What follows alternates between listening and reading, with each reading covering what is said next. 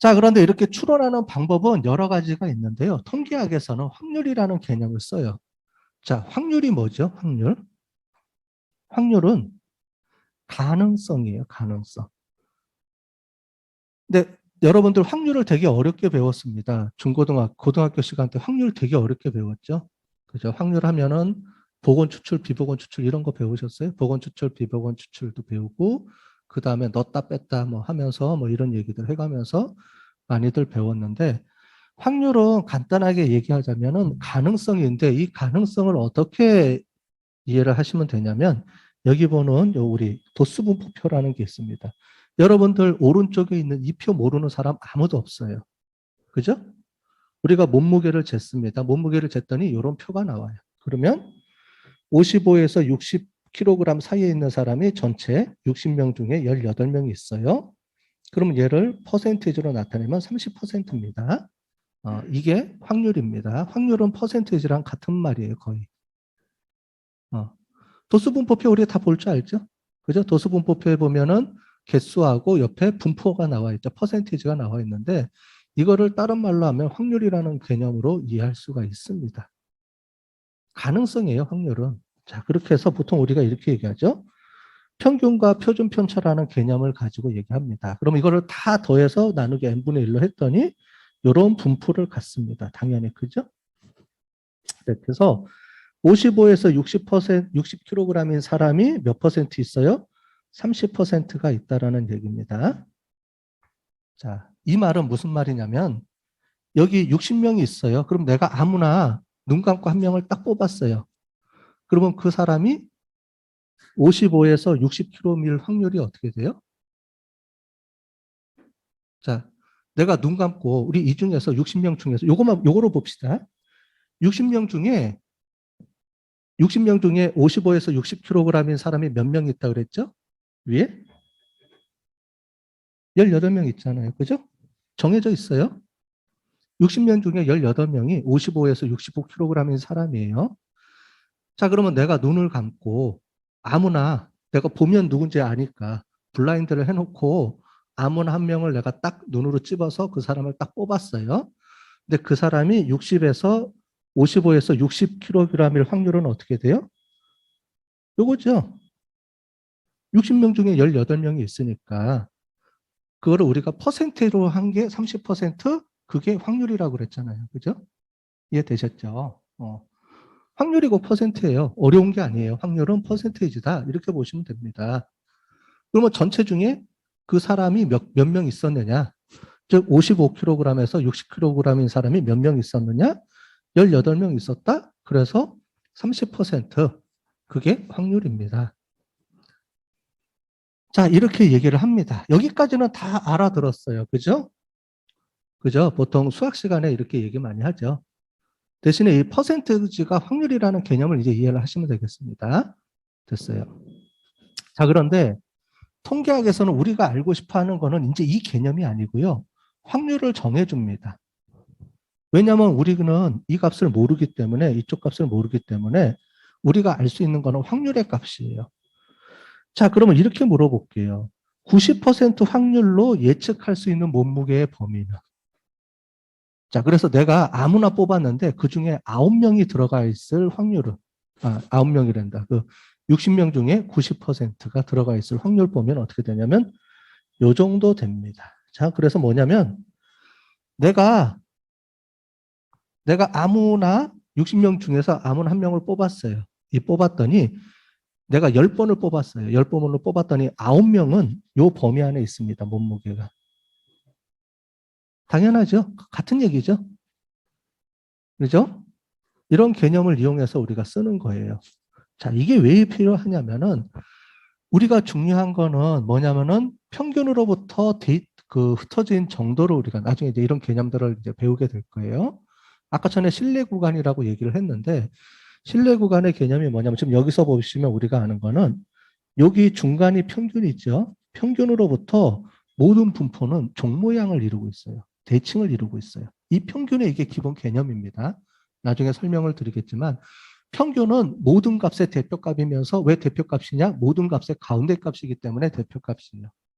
그래서 평균을 구하면은 그 평균을 중심으로 왼쪽하고 오른쪽에 데이터가 반반씩 나눠져 있습니다.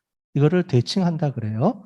그럼 우리가 구하는 모든 이런 데이터들은 반의 구조로 이루어져 있는데 오른쪽, 왼쪽으로 이루어져 있습니다. 자, 그러면 이 평균을 중심으로 해서 이 정도 범위 안에 있을 거를 찾아내는 거예요. 자, 그런데 우리가 이 찾아내는 범위를 확률이라는 개념을 이용해서 이제부터 찾아내는 겁니다. 그런데 여기는 95%라고 되어 있지만 실제로는 이렇게 되어 있습니다. 자, 이런 종 모양이 있어요. 이런 종 모양을 가지고 이제부터 우리가 하는 겁니다. 하는데 이제 확률 값을 가지고 대입하는 거예요. 여러분들이 저한테 질문을 합니다. 야, 이재명 후보가 당첨될 확률 좀 알려줘봐. 이재명 후보가 당첨이 될 것 같아? 그러면 제가 이렇게 얘기합니다. 그거 투표해봤더니, 신문조사해봤더니 38% 정도 나왔어. 근데 이건 샘플이기 때문에 조금 애매하긴 해. 야, 그러면은 어느 정도까지 될 것 같아, 범위가? 우리 배웠죠? 이런 개념에 대해서? 어느 정도 될 것까지? 야, 그럼 너 몇 퍼센트 기준으로 알고 싶어? 라고 제가 물어봅니다. 아까 전에 확률 개념은 틀리기 때문에 확률에 따라서 범위가 좁혀질 수도 있고 넓혀질 수도 있죠. 그래서 보통 사람들은 이 개념을 가지고 우리가 얘기를 하는데 이렇게 돼 있어요. 모든 분포들은 이런 분포도를 갖고 있습니다. 나중에 이 K가 표준 편차라는 개념을 우리가 알고 하면은 이제 이해가 되실 거예요. 어쨌든 우리가 알고 싶어하는 데이터 값은 범위 퍼센테이지를 이렇게 갖고 있는데 몇 퍼센트냐? 95% 정도 얘기를 합니다. 이게 왜 95%예요? 우리가 사회적 통념상 이렇게 우리가 95%를 모든 그 예측하는 지표로 활용하고 있어요. 95%를. 자, 그럼 확률이 정해져 있죠. 확률이 정해져 있기 때문에 모든 사람은 95% 정도 확률로 우리가 알고 싶어 합니다. 궁금한 게 있죠. 100%좀 알려주세요. 그죠? 대부분 통계학하는 사람 왜 꼭 95%야? 난 100% 알고 싶어 하는데 통계학이나 수학에서 100%는 그 값의 범위가 0에서부터 무한대예요. 이해되셨죠? 100%는 그래서 의미가 없습니다. 100%는 모든 값을 다 포함하면 100%예요. 그렇기 때문에 어떤 예측을 할 때 100%는 결국은 아무것도 아닙니다. 그래서 통계학은 항상 얘기할 때, 예측할 때 범위를 95%로 우리가 예측을 하고 있습니다. 자, 되셨죠? 그래서 이 범위를 알려주는 거, 이 범위가 뭐냐? 이게 결국은 신뢰 수준이라는 겁니다. 신뢰 수준이라는 건 말 그대로 우리가 표본을 구했는데 이 표본에 오차 범위를 갖고 있어요. 이 오차 범위는 우리가 이미 알고 있어요. 오차 범위가 있다는 거를.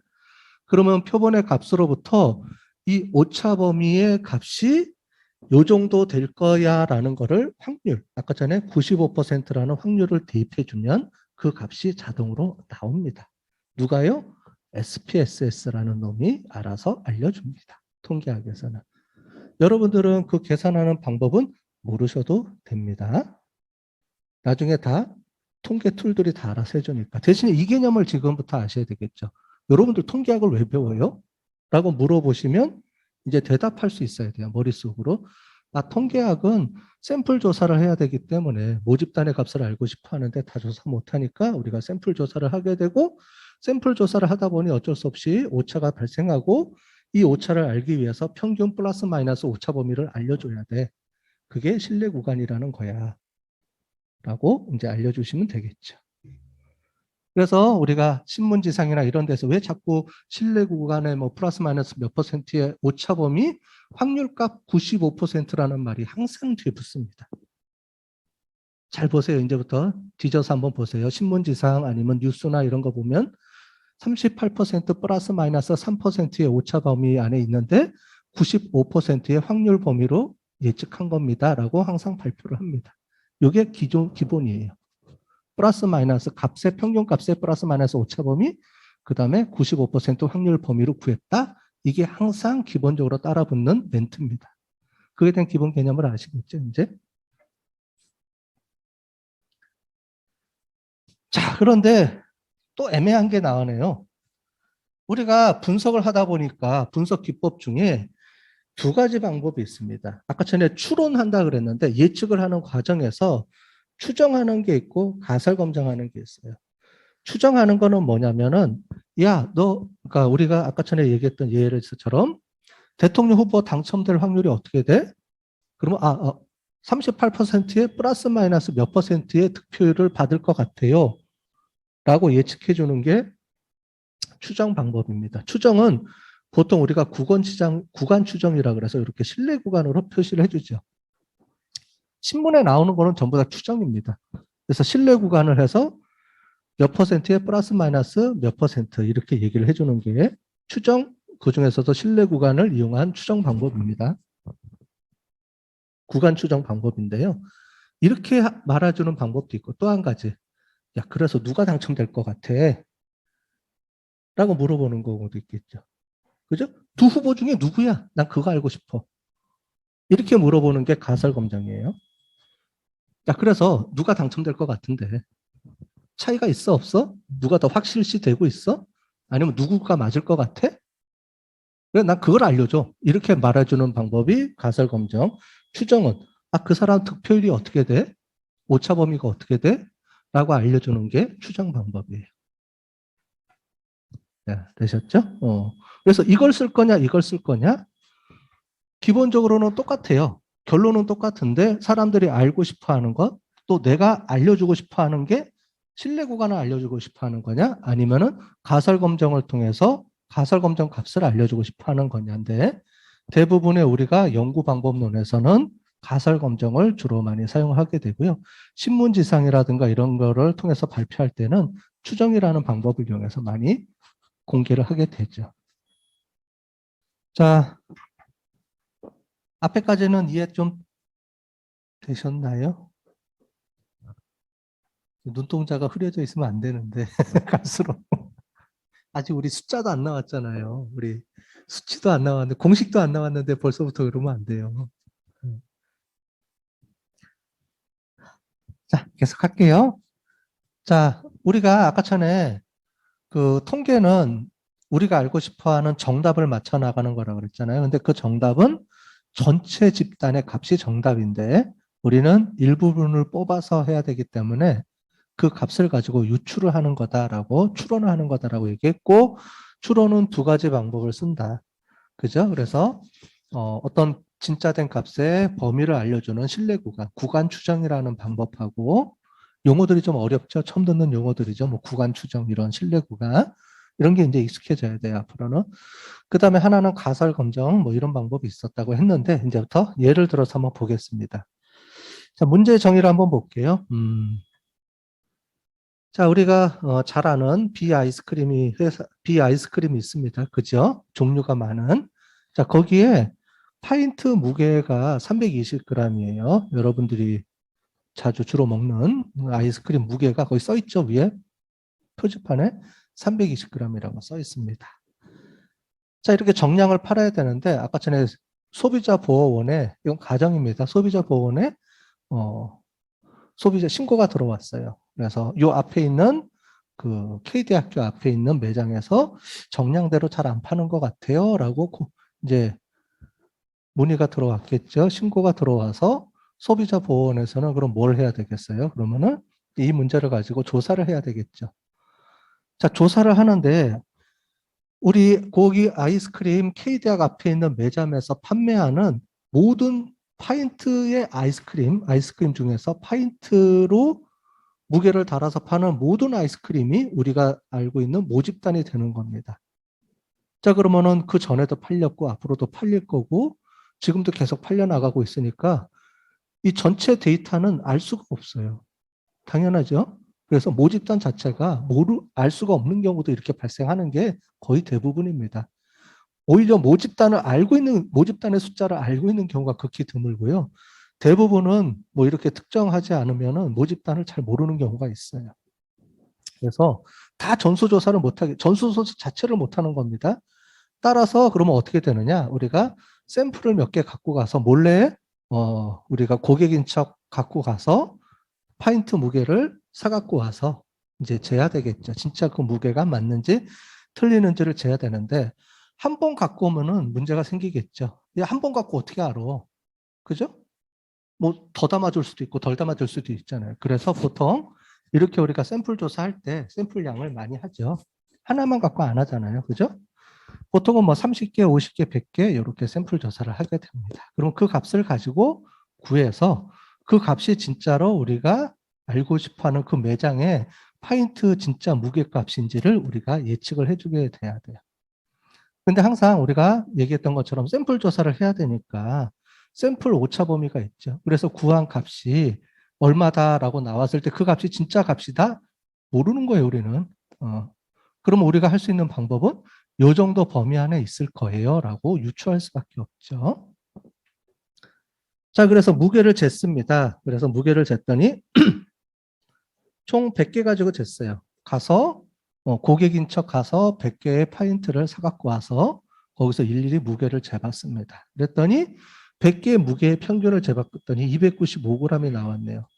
아까 전에 320g이라고 했는데 320g이 아니네요. 자, 그러면 가서 야, 이거 320g이 아닌데 왜 적게 팔아요? 라고 하면 매장이 통계학을 잘하는 사람은 이렇게 대답할 겁니다. 야, 그거 샘플 조사한 건데 샘플 조사한 거 가지고 왜 기다니다 왜 마음대로 해석하세요? 라고 얘기할 수가 있겠죠. 오차범위라는 게 있으니까 더 조사해 보세요. 이렇게 얘기할 수가 있겠잖아요. 그죠? 그래서 이제 통계학의 학문이 나오는 겁니다. 자, 그래서 100개의 샘플을 가지고 조사를 했더니 이제 저는 이렇게 대답하겠죠. 통계학을 알면 맞받아치겠죠. 자, 295g, 당신 말대로 맞는데 우리가 확률적으로 통계학에서는 확률을 가지고 공부하지 않습니까? 확률을 가지고 신뢰 구간을 예측해 봤어요. 내가 아무리 이게 표본이라고 해도 표본을 가지고 우리가 나올 수 있는 오차 범위를 계산해 봤습니다. 몇 퍼센트로요? 확률값 95% 범위로 만약에 내가 실수해서 잘못 담았을지라도 실제 값은 요 범위 안에 있어요. 누가 알려줬어요? 통계학자들이 다 알려줬습니다. 라고 계산을 해봤더니 이렇게 나옵니다. 자, 이제 여러 가지 수식이 막 나오죠. 근데 여러분들은 이 수식을 알 필요가 없는 거예요. 이 수식은 자동으로 계산해 줍니다. 자, 이런 거를 가지고 막 계산을 해봤더니 어떻게 나왔어요? 295 플러스 마이너스 3.97이라는 값이 나왔습니다. 자, 이 값을 재봤더니 아무리 못 잡아도 아무리 적게 담으면 291g 정도고요. 아무리 많이 담아도 298g 뿐이 안 나오네요. 당신이 얘기했던 320g은 이 범위 안에 들어가지가 않습니다. 이 범위가 뭐냐면 진짜 값의 범위라는 말이에요. 이 값이 이 매장에서 파는 파인트 무게의 진짜 값의 범위입니다. 그래서 요거를 가지고 이런 오차 범위를 계산해 줍니다. 이제 이런 과정을 거치는 거예요, 통계학은. 자, 그래서 당신이 주장하지만 295g인데 플러스 마이너스 3.97g의 오차 범위가 나왔습니다. 확률로 계산했더니. 그래서 내가 100% 장담은 못하지만 95%로 장담했을 경우에 당신네 매장에서 판매하는 파인트의 무게는 291g에서 298g 사이입니다. 여기에 320g이 안 들어가죠? 안 들어가죠? 당신네들은 아무리 많이 팔아도 300g 이상 넘기지 못하네요. 라고 우리가 어드바이스를 줄 수도 있고 아니면은 기본적으로 추정은 뭐 기다 아니다가 아니고 우리가 그 값을 알아맞추고 그러니까 알고 싶은 거예요. 그래서 이 값이 그냥 범위입니다. 그래서 당신네들 매장은 291g에서 298g 정도 파네요. 여기까지 알고 싶으면 추정으로 끝나는 거고요. 그 다음에 우리는 이게 알고 싶으죠. 소비자 보호원에서는. 그래서 320g을 파는 거예요. 안 파는 거예요. 그래서 어떻다는 얘기죠. 우리 이미 그 전에 값을 알고 있었죠. 아까 전에 320g 범위가 안 들어갔잖아요. 그래서 그 값을 보고도 320g이 아닙니다라고 얘기해 줄 수 있지만 우리는 과정 자체가 요거를 알고 싶어 하는 거예요. 그래서 파인트의 무게는 320g이다. 그러면 소비자한테 얘기해 줘야 되겠죠. 우리가 조사해 봤더니 320g입니다. 맞습니다. 이렇게 얘기해 줄 건지 아니면 아닙니다. 320g이 아닙니다. 그러면 주의 조치를 시켜줄 것인지 이 두 가지 중에 하나를 골라야 되는 상황이에요. 그럼 이제 이 두 가지 중에 고르는 방법을 하는 거를 가설검정이라고 합니다. 자, 그래서 가설검정은 뭐냐? 파인트의 무게는 320g이 맞습니다. 라고 주장을 하는 거고 한 사람은 320g이 아니다라고 주장을 하는 거예요. 그럼 이 두 개의 주장 중에 뭐가 맞을지를 우리가 이제부터 통계학적으로 검증을 하는 겁니다.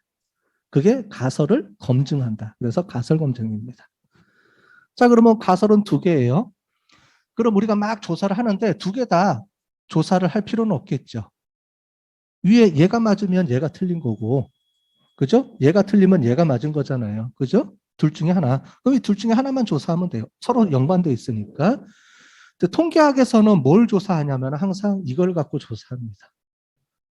이게 핵심이에요. 통계학에서의 가장 큰 핵심은 통계에서 우리가 검증하는 기법은 두 가지 가설 중에 귀무가설을 검증하게 됩니다. 그래서 무조건 390g이 맞습니다. 라고 가정을 하고 들어가는 거예요. 그래서 가설 검증입니다. 가정을 하고 들어갑니다. 자, 그래서 임계치를 막 했더니 이 임계치는 뭐냐면 320g이 아까 전에 뭐라 그랬죠? 우리가 아까 전에 귀무가설이 맞을 거를 검증한다 그랬죠? 그래서 실제로 통계치가 아니고요. 귀무가설이 맞을 임계치를 구해줍니다. 이 임계치가 실내 구간이에요. 만약에 320g을 판다면 적게는 316g에서 많게는 323g까지 범위가 요 값이 요 범위 안에 들어가면 320g이 맞는 거고요. 그렇지 않으면 320g이 안 맞는 거예요. 라고 범위를 정해준 거예요. 아까 전에랑 좀 틀리죠. 아까 전에는 실제 이 값의 범위를 구해주는 거고 가설 검증은 귀무가설의 범위를 정해주는 거예요.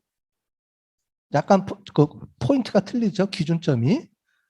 근데 어쨌든 같은 말입니다. 같은 말인데 기준점을 A로 잡을 거냐, 평균을 중심으로 잡을 거냐, 가설을 중심으로 잡을 거냐 이 말이에요. 자, 그래서 이렇게 계산해 줍니다. 그런데 여기서는 더 중요한 게 요거예요. 유의 확률이라는 걸 씁니다. 귀무가설에서는 유의 확률을 쓰는데 이 유의 확률이라는 게 뭐냐? 귀무가설이 맞을 확률이 유의 확률입니다. 자, 그래서 p-value가 0.000 뭐가 맞을 확률이라고요? 귀무가설이 맞을 확률. 귀무가설은 뭐라 그랬죠? 파인트의 무게는 320g이다라고 가정을 했는데 그렇게 가정한 게 맞느냐? 라고 물어봤더니 통계적으로 확률이 0.0000. 귀무가설이 맞을 확률이 거의 제로에 가깝다. 그러면 귀무가설이 맞아야 틀려요? 틀리다라는 거죠. 자, 그런데 이 귀무가설이 맞을 확률이 몇 퍼센트를 기준으로 하느냐? 기준점이 있어야 되겠죠, 아까 전에. 그래서 몇 퍼센트 이상, 몇 퍼센트 이하 이거를 정해줘야 되는데 우리가 기본적으로 알 때는 50%로 알고 있잖아요. 그죠? 그런데 아까 전에 우리가 확률에서는 95% 확률 값을 구해준다고 그랬죠? 그래서 어떻게 해주냐면 95%대 5%랍니다. 이게 헷갈리실 거예요. 그래서 유의 확률의 커트라인 기준은 50%가 아니고요. 우리가 보통 일반적으로 확률은 맞다 틀리다의 기준을 0.5로 삼지만 통계학에서는 50대 50이 아니고요. 95대 5로 삼습니다. 95% 맞을 확률과 그렇지 않을 확률 이렇게 구해줍니다. 왜 그러냐면은 요거예요. 평균으로부터 아까 전에 우리가 봤을 때 요 정도 범위 안에 있을 확률이 95%예요. 그러니까 귀무가설을 기준으로 하면은 95% 정도가 나오는 거고 그 나오는 확률을 벗어나는 게 5%이기 때문에 항상 귀무가설이 맞을 확률을 95%를 기준으로 삼아서 우리가 예측을 해주는 겁니다.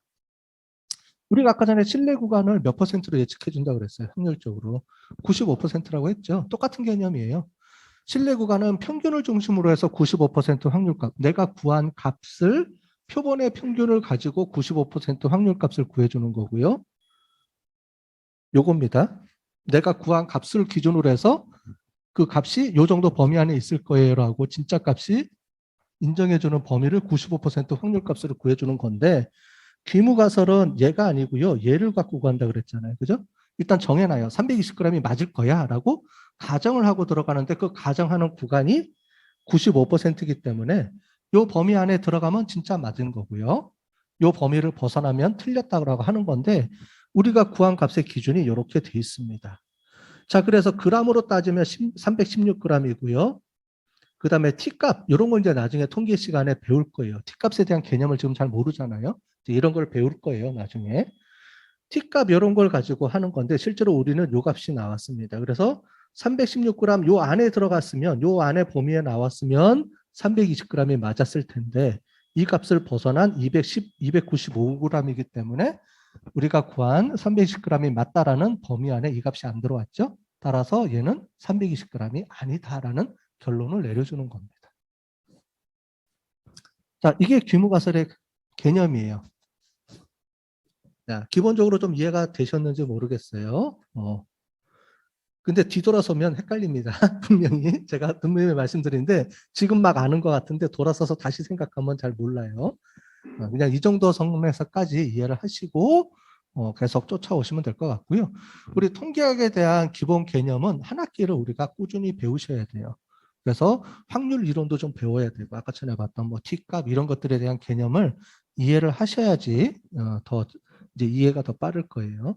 일단 요 정도까지 가설 검증에 대한 거를 보도록 하겠습니다. 자, 이해되셨죠?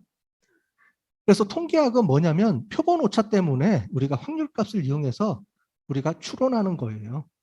그 추론하는 방법을 확률을 갖고 계산해 주는 겁니다. 이것만 머릿속에 이해를 하시면 되겠죠.